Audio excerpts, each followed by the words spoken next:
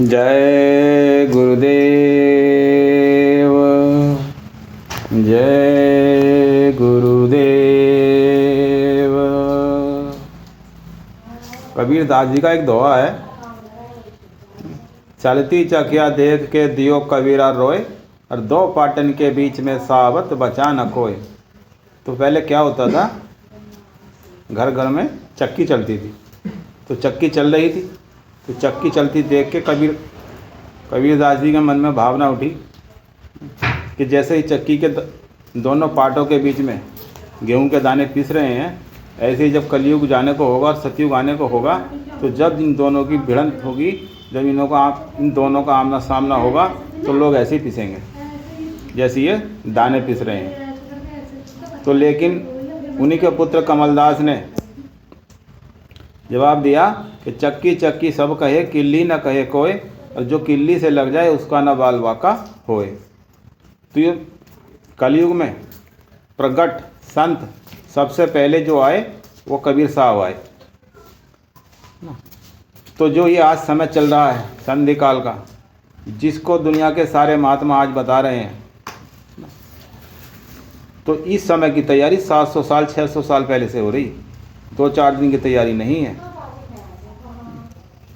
सूरदास महाराज आए, सूरदास महाराज ने कहा न रेमन धीरज क्यों न धरे, संबत 2000 के ऊपर ऐसा जोग पड़े, पूरब पश्चिम उत्तर दक्षिण चाहो दिस काल फिरे, अकाल मृत्यु जग माही व्यापे प्रजा बहुत मरे, उड़ी उड़ी विमान अंबर में जाए गिरे गिरे युद्ध करे, 600 वर्ष लग सतयुग वाक्य सुख की दशा फिरे। और सूरदास हरि की लीला होने को है तू काहे जा सोच करे, और काल जाल से वही बचे जो गुरु ध्यान धरे, गुरु ध्यान धरे।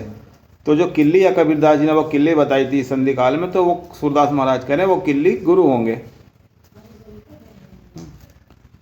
गुरु होंगे। अब कौन से गुरु होंगे?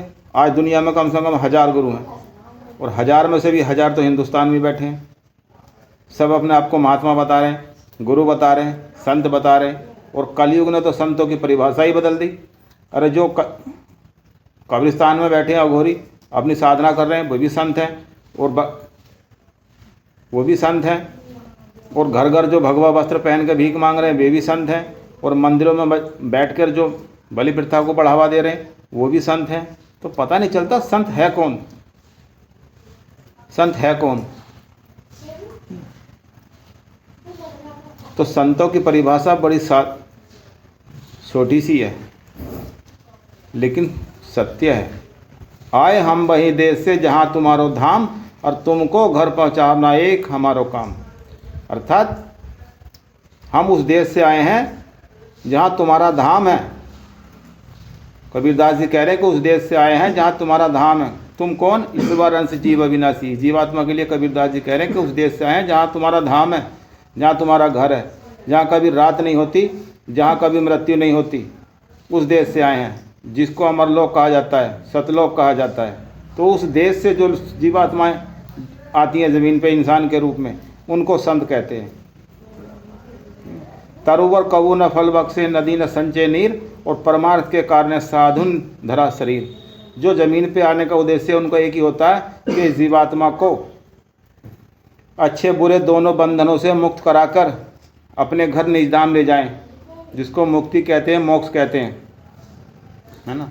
और कहा भी है ना, कि बड़े भाग मानुष तन पावा, सुर दुर्लभ सदग्रंथन गावा, साधन धाम मोक्ष कर द्वारा, जे ही न पाई परलोक सवारा, सो प्रत्र दुख पावे सिर धुन धुन पछताए, और काले कर्म रस बड़े मिथ्या दोष लगाए। कि ये मानव शरीर जो देवताओं को दुर्लभ शरीर है, और हमको आपको मिला। और क्यों मिला, किस लिए मिला? अरे साधना के लिए मिला, भक्ति के लिए मिला, मुक्ति मोक्ष के लिए मिला। अब सवाल, मुक्ति कहाँ मिलेगी, कैसे मिलेगी? गंगा पूजने से मुक्ति मिलेगी? नहीं मिलेगी। मंदिर मस्जिद जाने से मुक्ति मिलेगी? नहीं मिलेगी। तो फिर कैसे मिलेगी, कैसे मिलेगी? ध्यान मूलम गुरु मूर्ति, पूजा मूलम गुरु पदम, और मंत्र मूलम गुरु वाक्यम, मोक्ष मूलम गुरु कृपा।